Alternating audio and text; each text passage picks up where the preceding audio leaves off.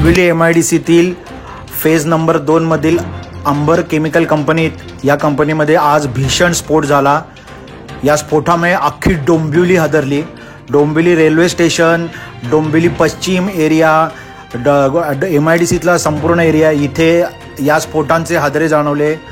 एक मोठा स्फोट होऊन त्यानंतर अजून 2-3 स्फोट या कंपनीमध्ये होत होते।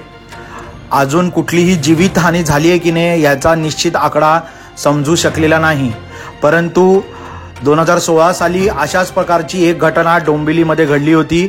याची आठवण ताजी करणारी ही आता घटना पुन्हा एकदा घडली आहे। डोंबिवलीच्या केमिकल कंपन्यांचा प्रश्न आणि त्यातून डोंबिवलीच्या नागरिकांना असलेला धोका, यामुळे आता परत ह्या प्रश्नावरती लोकांचे लक्ष लागले आहे, लोकांचे धाबे दणाणले आहेत। विशेषतः करून डोंबिवली MIDCतील लोक भयभीत झाले आहेत। अनेक ठिकाणी रिजन्सी, संघवी गार्डन येथे लोकांच्या घरातील काचा फुटल्याची माहिती समोर आली आहे। या परिसरातील काही ऑफिसेस सुद्धा या स्फोटामुळे नुकसानीत गेल्याचं सांगण्यात येतं।